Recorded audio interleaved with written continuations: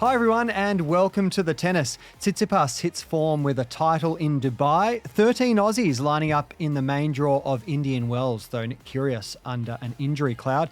And Djokovic and Alcaraz on track for another quarterfinal showdown. That's all ahead on the tennis with me, John Hoovenars, for the last time in a little while. More news on that in the end of the show. But back with me is the queen of the smaller screen, Brie Stewart. Welcome back from your leave, Brie. Thank you. Good to be back. How was it? It was amazing. Yeah, I just had some life, which was good. It's always good to have some life. It's great to have some life, and we love people who have a little bit of life on the pod. Yeah. Just like the mathemagician Levi Huddleston. Welcome, Levi. Thanks for having me. I don't know if I deserve that title, but let's see. It's going to stick. And, of course, Australian Davis Cup rep 113, the man with the 113 brought it into his golden shirt. Luke Saville, welcome back. Luke. Thanks, Johnny, and fresh coach to the tour. Absolutely. Yeah. And just on that, I know it's part of your what's caught your eye, but what a week Dasha has had. Just give us the top line view of what she's had to cope with over the last 36, 48 hours. Yeah, I mean, I think everyone saw the qualifying into semi-final in Merida, so definitely timely for Dasha there, and a very, very difficult travel. I'm not going to say day because it went through the night into the next morning to Indian Wells. But yeah, had the cancellation, first flight in Merida, had to be rerouted through Mexico, was on the plane for just a quick stopover, and the flight went past 10 p.m. and there's a curfew at the airport, so they had to cancel that flight. She stayed through the night, flew the next morning, probably on 2-3 hours sleep.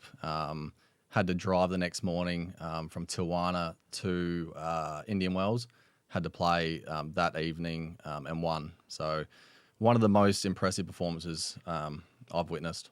Yeah, amazing. When I saw her Instagram post, I was like, oh my God. And then the win, I was like, she's good.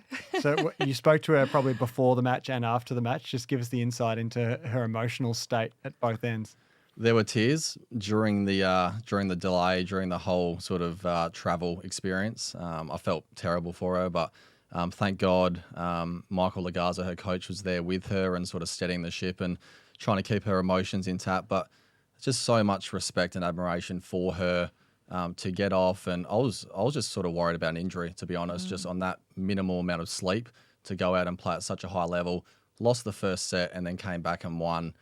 In close to 3 hours when she was already sore after playing 6 high-level matches in Merida. So with the one-day rest, and you could barely call it rest after that travel day. So just sort of shows the character and competitor she is. Obviously, I'm a little biased, but an amazing effort. I like it. I like it when husbands come on the show and give a rap to their wives. Yeah. You're the only one that we have, so Yeah. it's got to be. More on Dasha and the other Aussies' plights in Indian Wells as the show progresses. But let's stay with you. What else caught your eye in the past week of tennis, Sav? Yeah, so it's Dasha's run to the semis of Merida, and fantastic timing for her after a bit of a tough stretch in the Middle East. Also Isla after a bit of a break with that injury after the Aussie Open, and fantastic to see her making the semi-finals in Austin. So just sort of the two veterans in the Australian females, just sort of showing some of those younger ones, they're right on their tail. And I think, that's four Australian women in the top 100 now. So fantastic to see. And then at the futures level here in Australia, Jason Kubler winning back-to-back futures down there in Tasmania. And for me, Jason and I were great mates, and he's a top 100 player, in my opinion. And great to see him back in early stages of his comeback. Had a lot of injuries in his career, especially those knees. So I'm just hoping he can have a stretch of sort of injury-free tennis, and in my opinion, he can get back inside the top 100. Congrats to Kubler winning Burnley and Launceston. All right, Brie, what's caught your eye? Because you've had 2 weeks off. You can sort of disconnect from your emails and potentially a lot of other things that you have to tend to as your role at Tennis Australia. But what have you been watching? I have still been staying in touch with tennis because I now I've always liked it, but I like it even more now that I'm here. But I did get my eye caught by the Oscars and the fact that we had some tennis players there. So we had Coco Gauff, who walked the red carpet. She was wearing muumuu. I think that's how you say it. Muumuu? Mew Mew. I'm not Anyway, She looks at the someone out there let mathematician. me know. What am I I supposed to don't know. know I about thought that? someone classier might know, but Is I'm it sure a label? plenty of our listeners will let me know how I got that wrong. A designer. It's a designer. Yeah. And she met Samuel L. Jackson and Whoopi Goldberg. And then also she was joined by Sabalenka and Serena Williams at the after party. Yeah. And so for me, it's kind of like, I feel like our women are getting back into the pop culture zeitgeist. I feel like we've had a couple of years where they were still there, but not really, I don't know. Met they're Gala, just right, is- fallen off the radar a bit. Is it Anna Wintour's connection to tennis that has helped elevate the profile, especially of the women? Of the men, I think, The men, you because think? she's always been closely aligned with Roger Federer. Mm-hmm. So I think it's been a lot more. And she loves tennis, don't get me wrong, but I feel like it's always been Serena and Venus. Yep. But now we're starting to get more women in that kind of area, and I think it's really exciting. It's been a long time coming in my mind, but maybe not. What do you think when you see this crossover of professional athletes getting involved in effectively Hollywood? Whether it's a Academy Awards event or a high-end fashion event in New York. What do you reckon? I think it's good for tennis to get that exposure for sure. And usually it's before Indian Wells, just there in LA. And I'm just chuckling at Brie's Caught Your Eyes, just not remotely related to tennis results or anything. So when I was looking at What do you mean? when I was looking at our agenda, I had a bit of a chuckle, but no, it's I can't really comment too much on the fashion if I'm honest. Am I right in thinking Coco Gauff had two different outfits? She did. That's what they do these days. Right. So they have one outfit for the Oscars and then they have one outfit for the after party. They used to have one back in the day, but it's now become like weddings, how you have two three dresses, apparently. And does everyone head for the bathrooms at the same time to get changed? I have a feeling they've all got like hotels close by Okay. and they go and get changed and their stylist is there waiting to change them, is what I'm imagining. Spend much I have time in no idea. Tinseltown, Levi, in your time back in the States? I have not spent too much time there, but I think it's really cool that there is that merging of Yeah. worlds a bit, and I think like Luke said, it's probably good for the sport to have more eyes on tennis. Indeed, and great for the profile of some of these women athletes, especially in the week of International Exactly. Women's Day coming up this Exactly. Saturday. Yeah. And I'll say an early happy International Women's Day Thank to you you, and to John. you What are you guys going to too. do to help? What am I doing to help? This year I'm bringing another woman into the world. That's good. That So works. does that count? Yeah, that counts. Well That'll- done. More on that later in the show. Levi, what's caught your eye, sir? Ooh, yeah, I mean, just some really big title wins by, I wouldn't say unexpected winners, but just really strong performances and some big breakthroughs. So Emma Navarro at Merida, just her first 500 title. There's a lot of firsts for her. I mean, it was like the first time someone's double bageled since Iga in 2021 at the Yep. Italian Open. Just the fifth this century. Just by the a fifth. woman. Yeah. That's what's on all the What? articles. In a Everyone's- final, yeah. everyone's talking about it. But yeah, first 500 title for her. First time as the top seed in the tournament. So a lot of firsts, and I think that gave her a lot of confidence. Talking about the numbers, I think it was kind of interesting to look at, okay, how did the AO and Merida kind of compare? And what we see is like her return numbers are really, really solid and consistent. I mean, she's just one of the best returners. I mean, second to Coco Gauff in terms of return points won, and then second to Iga as well in another category. But like the first serve return points won 60% at Merida, and then the top 10 average is 38. So Oh, wow. it's just insane. Like she Wow. crushed it when she was there. And then she like converted all of those, not all of them, but she converted a lot of those break points, like 60%. So she wasn't just doing really well, but she was also handling those pressure moments and converting. So huge, I think, spotlight on her this week. I think the other thing to look at was her serving performance. Okay. So consistent with the AO, like on the return, but in terms of the serving performance, it actually elevated quite a bit at Merida. Just remind us what her result was here in Melbourne this year, Emma Navarro. Yeah, so she lost, I think it was in the quarters to Iga Swiatek. So I mean, she had a really good run, but then you're facing Iga, and Iga was playing incredibly well. So like it. Yeah, I mean, it's interesting to see, but like that service game just really stepped up, and I think it was more of a weapon for her. So it's kind of interesting to see if that pattern's going to continue. What are your impressions of Emma Navarro, Luke, as a player? She was the top seed there in Merida, so no surprises that she went all the way, but seems to float under the radar in some of these bigger events, including here at Indian Wells. Yeah, absolutely. And I was fortunate enough to watch some of her matches at the Australian Open this year, and it's probably her composure and temperament, which I think goes unnoticed a little bit. Just even in some of those matches when she was playing Peyton Stearns early on in the tournament, and they were deep in the third set, and you just wouldn't have known if she was deep in the third set or early in the first set. Just very, very sort of great composure. She's a great athlete as well. Amazing forehand. Just such a solid player all round. And I think Arango was obviously probably reasonably tied in that one as well. And I think when Emma is probably like slightly better than her opponent, but a similar game style, it could be a very tough day for her opponent. So I think that's how that final went. Now, how are the conditions going to vary here from Mexico into the Californian desert? What's she going to have to adjust? I think they were pretty similar from all reports, quite slow and bouncy, and a lot of the matches are sort of played at night as well, and that really slows the conditions down when it's played under the lights. It cools down fast in the desert in Indian Wells as well, so that really slows the conditions down. Even Dasha was telling me she was playing a lot of her matches through the day. Then her first one at night was against Badosa, she said, and just the difference in conditions and even on her body as well, she felt just her muscles were seizing up a little bit more and just much different. And I think a lot of people don't realise how much that can have an effect on the match and everything and the athletes' bodies out there. So I think similar conditions to both tournaments from all reports. And I feel like Emma, high on confidence, hopefully has a few days off because she'll have a bye in Indian Wells and she'll be one to beat there. Well, Jess Pegula was the other title winner from last week, winning in Austin against McCartney Kessler in the final. And she was very gracious in lending a few players, including Jing Chin Wen, a spot on her private jet to get to Indian Wells. But the other title winners for the men, Thomas Mahach, victorious at Acapulco, his first ATP title, would you believe? He defeated Alejandro Davidovich Fokina in the final after a blistering campaign from the 8th seed Mahach. And Stefanos Tsitsipas getting the job done against Felix Auger-Aliassime in Dubai.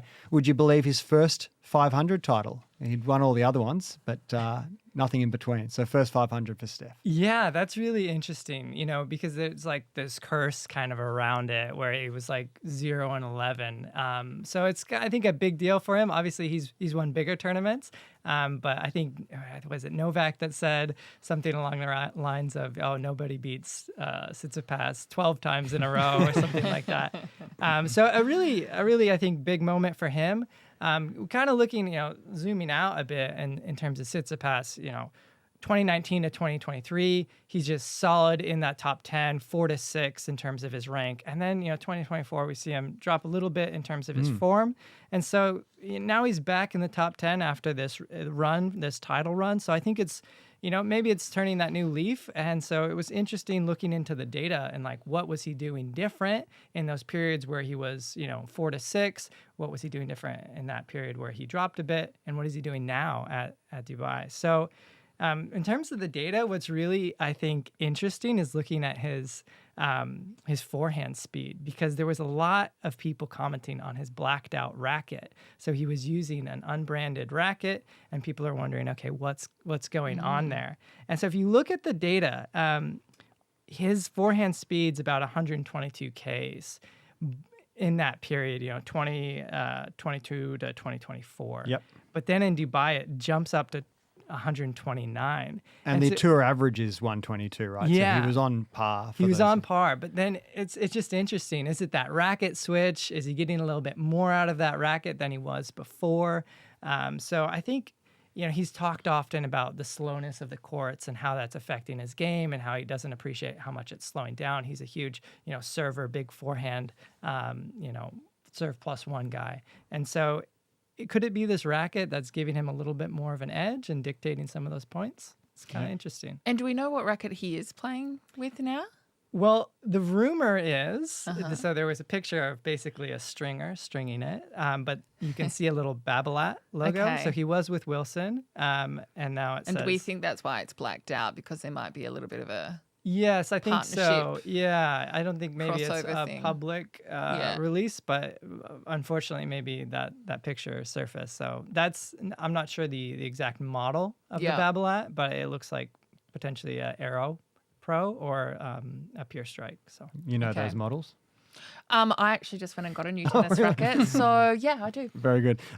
Luke, to be able to add 7 kph to your average forehand speed, what can that do to a player's game to elevate? Oh, a lot of things, and especially Steph.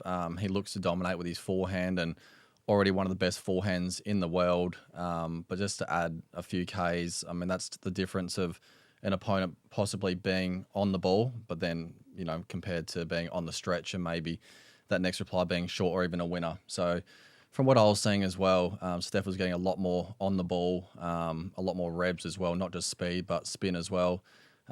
He wasn't happy during the Aussie summer with his racket from all reports as well. And I'm a friend here with one of the Tennis Lab guys who was tweaking around with his racket a bit. So he was trying some things through January and not overly happy with. So seems like he's settled on his racket, and I liked his Instagram post as well. It was they were saying my game was sinking, so I went and got myself a boat. Yeah. Yeah, I like it. Ever the philosopher is Steph. It's amazing what a new racket can do, or a change in racket can do, and we saw that with Maddie Keys in the Australian summer, and the way that she's been able to elevate her game. Is it an underrated part of tennis, do you think, matching the athlete with a racket that really works for them? Yeah, for sure. And I feel like throughout my career, I was one of the ones where it was just, just get a racket and stick with it. I was one of those ones, and I never really tweaked too much with my racket, my equipment, my string. But actually in the later years of my career, I changed to a Yonex and different string, and actually felt like I got a lot more on my strokes, on my serve, and that really changed my my mindset to that as well. And I feel like if I had my time again, we have such great facilities over at the National Tennis Centre with all the testing, and all the Tennis Lab guys and girls do such a great job over there. So I really feel like I would have utilised that more throughout my career. And I just think equipment is such a big part of it. And if you're playing with something that doesn't match your characteristics, your swing, your biomechanics, I think, you're wasting your time a little bit. So making that match up is very important. Yeah, I mean, talking about that Tennis Lab, they have a whole recommender where it kind of will give you the different characteristics of the racket and, how accurate you are, how much top spin, how much speed. So I know a lot of athletes during the Oz summer will come down and, test their equipment and just see, okay, what's working? What do I currently have? What changes could these things bring? I was looking at some of the reports that we had out there, and it was, I think, just a string change to natural gut, boosted One Pro's kph by like 10. Really? But average speed. Yeah, but I mean, obviously it's not match play. You're doing drills and you're kind of teeing off of the ball a bit, but it can really change, the amount of power you get. I mean, but on the con side, there's, maybe you're going to make more unforced errors because you're getting that additional power. Give and take. Did you head down to the Tennis Labs to get your racket? No, I didn't go to Tennis Lab because I didn't want anyone who knows me to fit my racket. But we do have Dan and Reese down there right now, actually, because they're going to be writing a story and doing some social content to explain more about how Tennis Lab works and how important and how good it is, even for, just a casual player like... Well, like we are. Yeah. Not you. Former pro. You weren't looking at me, it's fine. But yeah, it's just so good to have the right racket. And I was playing with one racket, and then I started playing with this racket that I got. I got a Yonex as well. And not that I'm a great player, but it completely changed how it felt hitting the ball. Nice. Yeah. It's opened up some new career opportunities. Absolutely. Post your social media career. Anything on Steph? I know you had some serve data as well. Yeah. I mean, so like we're talking about what changed in those periods. So for Steph, it seemed like he wasn't holding serve as easily during this maybe dip period in 2024, where he dropped about 85%. Previous, he was at 87, But in Dubai, yeah, I mean, he's showing numbers at 90%. So is it that serve change? He's well above the tour average there at 80%. Same thing with first serves in. He struggled a little bit in 2024 with getting that first serve in. So, 2025 Dubai, he's having great numbers at 65% serve in. So I think those are just helping him and really allowing him to go deep in draws. And so hopefully, we'll see him go deep again. In your mind, is he back in contention here as someone for serious major consideration? I think for sure. And, as you mentioned, he has definitely gone through a dip, and I think he just sort of stagnated in his career a little bit. And to say that as a top 10 player is quite ridiculous. Just shows, the quality of player Tsitsipas is. But I think he was just at a period where he needed to change something, needed to tweak something. And I think going to a frame with more power, and just to get himself more on the ball, some more speed, some more RPMs for his game, especially coming onto the clay as well. I think if he can put more on his forehand, the backhand's always going to be the weaker side, and I don't think a racket's necessarily going to change too much about that. But if he can do more damage on the forehand and serve, for me, that'll make a lot of difference deep in slams. A lot of eyes on Steph Tsitsipas as he takes to the courts of Indian Wells this week as the 8th seed. He's in that top quarter with the number 1 seed, Alex Zverev. More on that coming up. I just wanted to touch on something that we did mention last week, Lerner Tien. He was eventually responsible for the upset of Alex Zverev at Acapulco, and he just keeps adding big names to his list of top 10 wins. He really does, and just such a steady player. And as I mentioned last week, he was playing the Challengers in the States that I was playing end of last year, and he was sitting around 150 in the world, and I just felt like he was going to be top 100 very, very soon. Amazing temperament, never really missed too many balls, sort of just unforced. He was so solid and a great composure out there, great attitude. So it's I was sort of questioning whether his game was going to stack up at tour level. I just wasn't sure if it was a little light on. He's quite a small guy, but it's amazing to see that his sort of game style, his tricky sort of leftiness is really, it's more than holding up. He's getting some amazing results, amazing run here in Melbourne at the Australian Open, and it's just great to see because he's a good guy, works very hard. He's had the one coach for many years, so I like seeing that as well. It's a great partnership, and just sticking together, and I like seeing the reward when a player and a coach go through the ups and downs together throughout the journey.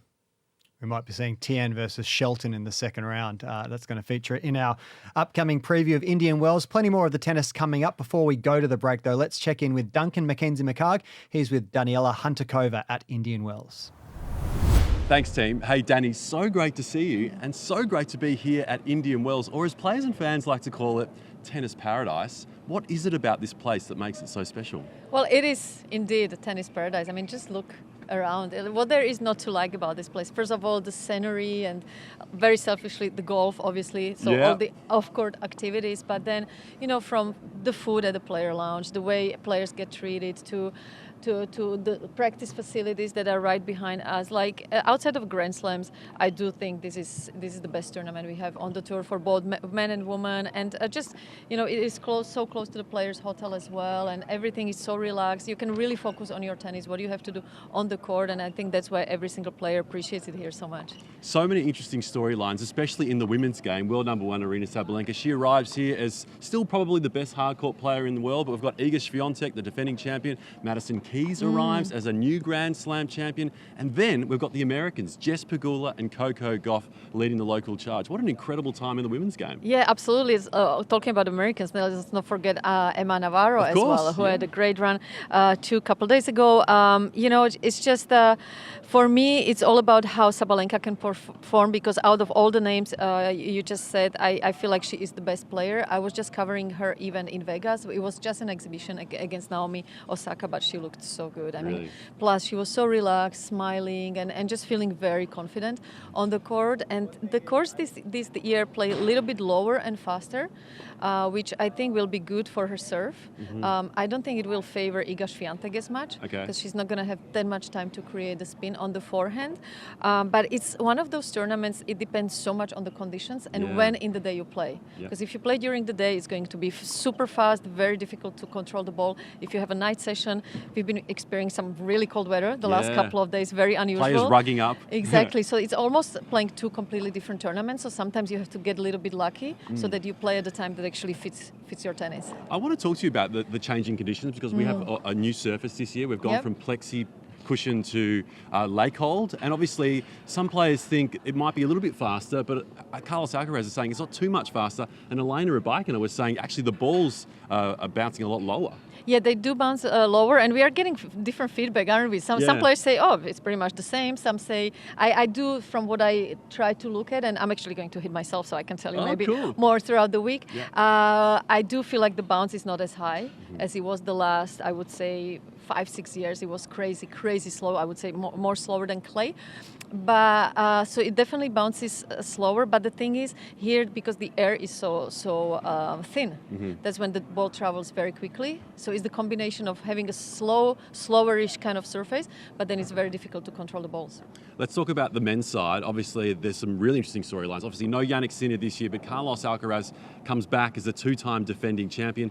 And Alexander Zverev is the top seed here at Indian Yeah. Wells as well. I'm liking his chances. Yeah. Sasha played great. Obviously, a little bit disappointing the final in Melbourne, but up to that point, he was playing amazing tennis. And talking about the conditions, I think that will fit his game a little bit quicker, maybe for his serve. I mean, he's a tall guy, so I think if we have that Carlos and Sasha matchup, I would definitely fence my chances for Sasha this time around. Always one of the biggest talking points wherever he plays is Nick Kyrgios. Obviously, he's on a second round collision course with Novak Djokovic. If he gets there, some really kind of distressing scenes. Yesterday in practice, he was holding his wrist, had to abandon his practice session. There is some doubt as to whether he might actually take to the court here at Indian Wells. But I tell you what, if there is that second round matchup between Nick and Novak, the bromance is going to have to be on hold for a little bit, isn't it? Yeah, absolutely. And I think we're all bringing our popcorn in and really going to enjoy that one. Let's hope it happens. Yeah. If it does, I don't think Novak will be liking that matchup because all three of them, Rafa, Roger, and Novak, said in the past when Nick is on the other side of the court, they almost feel like they can't really control what is going to happen. Yeah. So definitely Novak being in the situation where he doesn't feel comfortable as far as controlling things, it can put him a little bit off his rhythm. So it will be very interesting if that happens. And I want to ask you about, obviously, Alex de Minaur. You know, he's had a pretty encouraging start to the year, obviously quarterfinals down at Australia. And how do you like his chances at the moment? I'm such a huge fan of Yeah. Alex, as you know, because the way he handled the whole pressure and media tension down under, I think he did it so brilliantly. And in this tournament, you have to be fit, you have to be quick, and he's got all of that. And also, it's a tournament where you are going to see maybe more rallies than any other hardcourt tournament. So I think he should be very confident going into this tournament as well. Okay, Danny, I'm going to put you on the spot. Your predictions for both the men's and women's singles. From what I've seen the last couple of weeks and what happened down under, I'm going with Sabalenka just in front of Madison Keys, who I think Yeah. has a great chance here as well. And then I'm picking Sasha over Carlos. Wow, okay. He's got a just- good head-to-head. Yeah, I know. And also because the conditions are going to be quicker, but then the weather is colder. Gosh, I can't. Okay, I'll stick with Sasha. Wow, I like it. Sabalenka and Sasha for Daniela Hantuchova. Hey, Danny, so great to chat with you, and we'll chat again next week. Yeah, thanks for having me. Big thanks to Duncan and Danny on the grounds at Indian Wells. They're going to be bringing us weekly updates throughout that tournament. It's an exciting looking place, and there's a great vibe there, Brie, with a record 13 Aussies lining up in the main draw. Yeah, it's amazing. We're seeing more and more of our women performing really well at the moment. And yeah, we've just seen lots of men as well. So it's a really exciting tournament for us to watch. Including 6 who've come through qualifying, 4 women and 2 men. Unfortunately, already lost Alex Vukic overnight. He went down to American wildcard Tristan Boyer. So Boyer will take on Tommy Paul in an All-American second round. But some great names here. Luke Rinky Hijikata takes on Alex Shevchenko in the first round. Adam Walton, qualifier, will play Giulio Zapiri, another qualifier. Lee 2 against Dusan Lajovic. So a few lesser lights there of Aussie tennis, but good mates of yours that are doing great things through qualifying. Yeah, for sure. And Rinky against Shevchenko, that's a pretty good opportunity. Shevchenko's right around the 100 mark at the moment. So Rinky's, just such a great player, a great competitor. So good opportunity for him. Lee 2 beating James Duckworth in the last round of qualifying.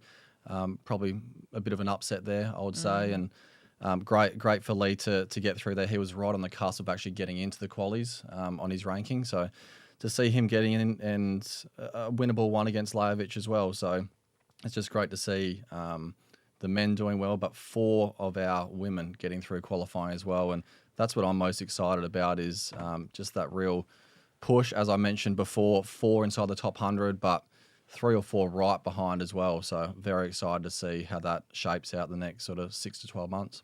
So it's Maddie Inglis who plays Sophia Kenin in the first round, Isla Tomljanovic versus Katie McNally, Kim Birrell against Victoria Golubic, and Maya Joint against Sorana Kostaya. 3 of those are entrenched in the top 100 now. And it could be Maya Joint versus Emma Navarro. Wouldn't that be a big challenge for Maya? That would be. It would be interesting to see how she handles that return game of Navarro's. Yeah.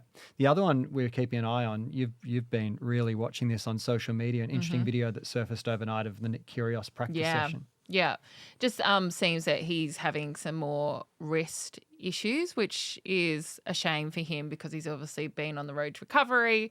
We saw him come back a bit in Brisbane, Australian Open. But it looks as though there's since been reports that it's just niggly. It's not as bad as what it seemed in his practice video. But I suppose the jury is out what we see happen with him when he plays. I think it's 6 a.m. Tomorrow, our time, here in Australia. So my gut feel is that he will play, but it'll just depend, I suppose, what's actually happening there, which we don't know. Yeah, he looked in a lot of pain. He did look like he was in a lot of pain. Baltic van der Zonnschulp is the opponent for Nick first round. So first of all, how do you think he'll handle the Dutchman if he indeed takes the court? Yeah, a lucky loser, but again, a very good player. And we saw him play Alex de Minaur first round here at Melbourne and gave Alex a real run for his money. I think Nick will play as well. I agree with Brie. And the reason is I feel like he really wants to play that second round against Novak Djokovic. I feel like, as we know, Nick is a big-time player, a big match player over the years, and he always lifts as well. And Novak and him are apparently best mates now. So current doubles partners as well, or former doubles partners, I should say. And I just feel like, but as you said, Nick was in a lot of pain with that wrist. And I just feel like the wrist is one of those ones, if it's hurting one day, it's going to be sore the next day as well. So I'm not sure what it's hurting on in terms of what stroke or if it's the serve. But he's played great there in the past as well. The conditions suit his serve, so he could come out and win it in straight sets very fast and sort of preserve his energy. I assume he's going to try and do that, play super aggressive. And as I said, I feel like he wants that match against Novak Djokovic. I'm not sure how much longer Nick's going to play at this rate with the injuries, unfortunately. He's such a good player, but he just can't sort of stay on the court at the moment. So it'll be Djokovic possible second round, and Djokovic may also have to play Alex de Minaur if he gets through to the fourth round. Djokovic leading that head-to-head 2-1. But I asked you, Levi, the mathematician, to cast an eye over our projected quarterfinal, because what we might see here is a rematch of the Australian Open quarterfinal between Djokovic and Alcaraz, which Djokovic now leads 5-3. I'm glad you asked because I had to look at the numbers. And,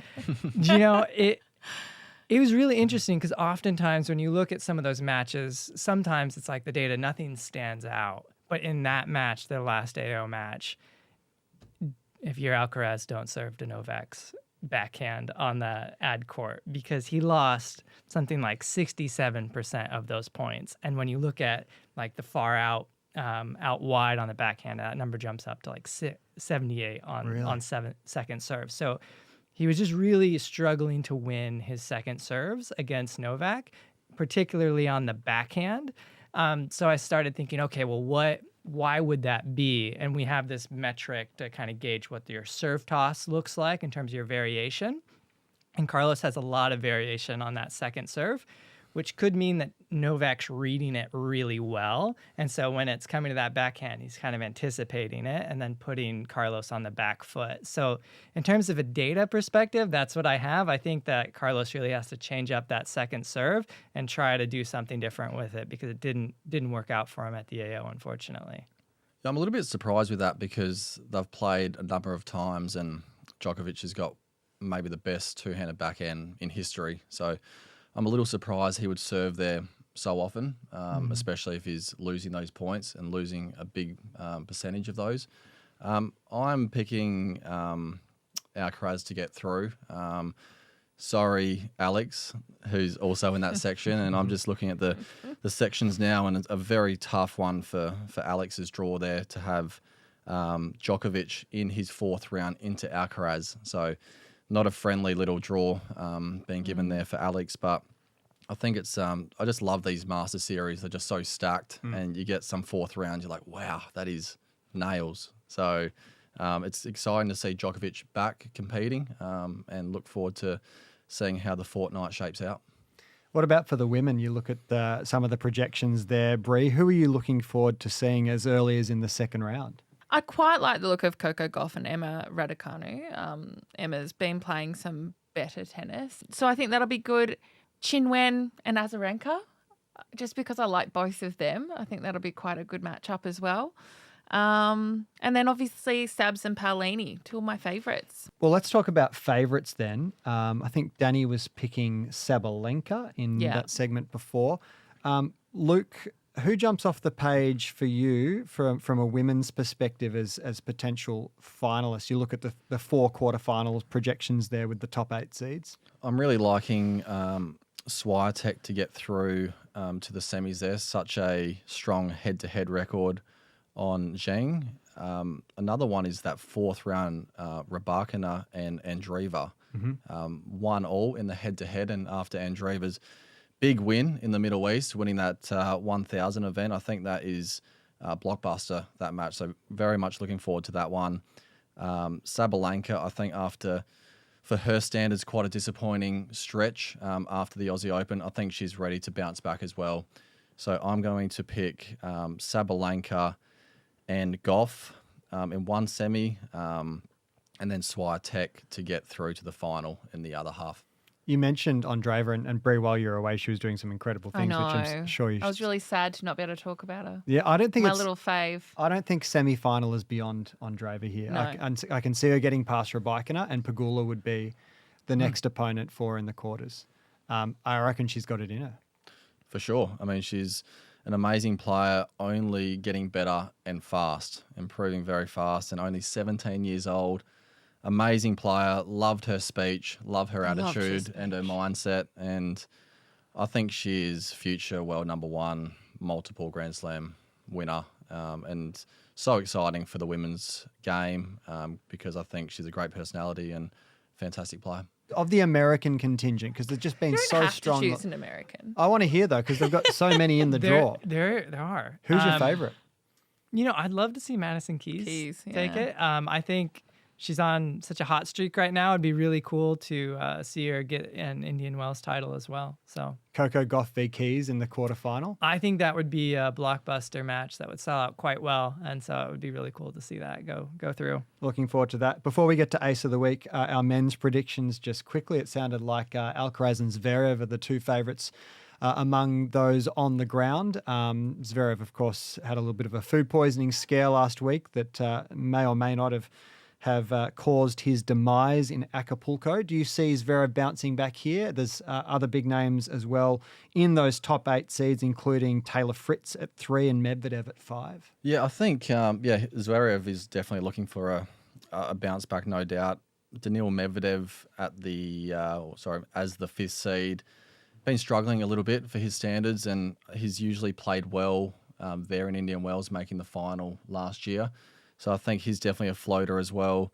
Taylor Fritz has played great there as well in the past. And as I said before, there's just so many great players in these Masters Series draws. I feel like Alcaraz, the conditions suit him so well there. So I will take Alcaraz there to win the tournament. Okay. I like Rublev getting through to the final. I'm always on Rublev, but he's in the quarter with Fritz. I think he's in enough form that he can topple the former champ, right? Taylor Fritz at Indian Wells. Yeah, he won a few years back. Brie, who do you like in the men? I think, do you know what? There's a couple I've been playing with. I reckon Zverev or Tsitsipas. Like, could Tsitsipas beat Zverev? If Tsitsipas is in good form, he could. Yep. Maybe. Well, he is. Yeah, This is his time, He right? is. Yeah. So that could be great to see. I wouldn't mind Fritz winning it again because I feel like he's just teetering on the edge of something like that again. But I feel like it'll probably be Alcaraz. And Levi, who do you like? Fonseca. Oh, we all like Fonseca. I was able to go out and watch a bit of his match against Sonego, and that was just so fun. And so I'd love to see him go deep. I'm not sure how far he would go. Obviously, it's stacked. There's a lot of great players coming, but it would be really cool to see him go pretty far into that tournament. He's got Jacob Fernley, who was responsible for Kyrgios's demise here in Melbourne, first up, and then second round would be against Jack Draper, who has the bye as the 13th seed. Yeah, and I think that would be a pretty interesting matchup because I think Fonseca has the game where he could push Jack Draper. Obviously, Jack Draper has a little bit more experience, and perhaps that would factor into it. But from what we saw here at the AO, he's definitely a contender. Absolutely. Well, just getting underway in Indian Wells, day one as we record this episode. So we'll be up to the quarterfinals by next episode. But I won't be here, Brie. You'll have a new co-host. I will. Do you know who it is? I do. Do you want to share it with the... Yes, we are having our head of original content, Zave, I can't say his last name. Muhlbach. Will be filling your very large shoes to fill. Size 11s. Yeah, I actually was musing about this with my team earlier today about like, is he going to do the prep? Well, we'll see. I don't think he's going to do the prep, but our producers, our R&D team out the back are going to do him a world of good. But I think it'll be a lot of fun because, Zave comes with his own sense of humour and you will be missed though. Thank you very much. much. Look forward to having you back. Yep, on parental leave from tomorrow. So I'll be gone for the next 4 episodes, but rest assured I'll be tuning in for quality control. And Luke will be here next week before a lengthy sabbatical. It's not really a sabbatical, but you'll be offshore, won't you? Yes, I'm going to Europe for 2 and a bit weeks with our best 12s and 14s juniors in Australia. And we're going to shadow Alex de Minaur for a week or so over there, and as part of the Alex de Minaur Foundation and his push to help our aspiring juniors. So, again, fantastic from him. And then I'll join back up with Dasha for Madrid and the start of the clay. So, an exciting period for me. Nice. Going to be a busy front half of the year for you. Well, let's transition into Ace of the Week. We share a highlight. Brie, have you got one? I do. Go for it. So my highlight is that I've started back playing tennis with a friend. We've just been hitting twice a week and I'm loving it. Full stop, that's it. Is your friend a good player or similar to you? We're both. The reason why, similar to me, just caught up on that. The reason why I'm enjoying playing with him is because he also hasn't been playing lots for the past 10 years. So we're both rusty. Yeah, I like it. So we both just go and hit the ball and laugh a lot. Yeah, that's part of the fun. But every time we hit, we're getting better. Are you here down here at NTC or where? No, I live near Faulkner Park tennis court, so we've been hitting there. I also have like a broken toe, so it's a bit softer to play on those courts versus the hard courts here. But we will transition now to the hard courts now I'm back at work. Nice. Well, if you run into Luke Saville, he can probably give you a few tips as well. When are we having a hit, Brie? Never. Come on. I'm over at the NTC. You let me know when you're free. Let's hop on an indoor. We'll get a camera on that. We'll definitely get a camera on that for sure. That'll be good for the lols. Levi, your Ace of the Week?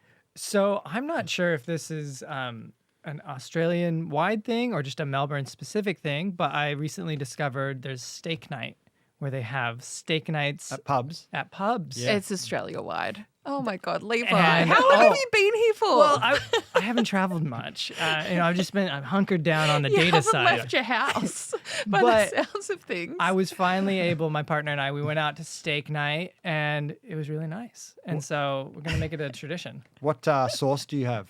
You get the mushroom, the garlic, or the Pepper? gravy? Peppercorn? You know, Yeah. they're actually just, so this is new to me as well. It was just mustard. So it was, seeded Oh, mustard classy. and hot mustard. And so I had hot mustard for the first time with steak. And I have to say, it was delicious. Yeah. Yeah. That's a very French/Dutch kind of So not thing. Australian. So I needed Well, retry. the mustard necessarily is Yeah, not we usually Aussie. go for the We normally go for gravy-based gravy. sauces. Yeah. See, I still have a lot to learn. But, So, what pub did you go to? it was called like Marble and Crate or something like that. Oh. I didn't find it. But yeah, Sounds like they specialize in steaks, though.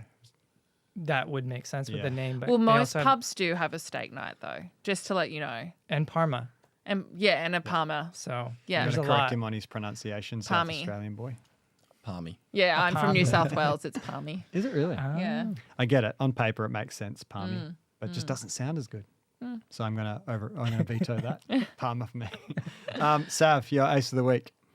I will transition away from tennis and looking forward to the footy season. Love it. Yeah. So the Australian rules football for all our international listeners. Carlton supporter. Are you So really? starting the season with high hopes.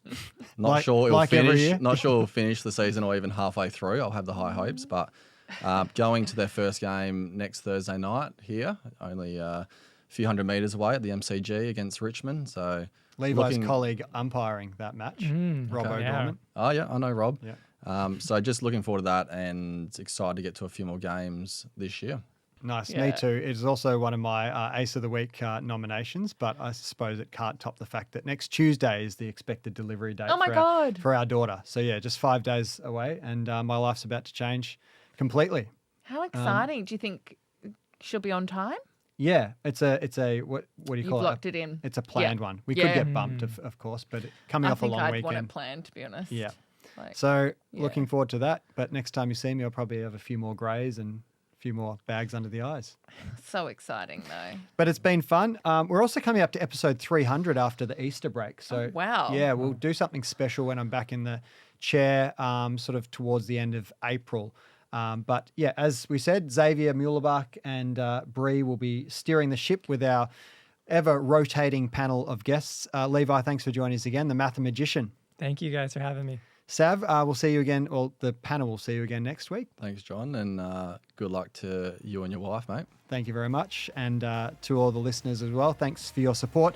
Join the team again next week for more of the tennis. Don't forget you can watch this episode and all past episodes of the tennis on the Australian Open YouTube channel. You can also subscribe while you're there to stay across the tennis all year long. Have a great week in tennis. Have a great month in tennis, and I'll see you on the other side. Thank you. Thanks, John.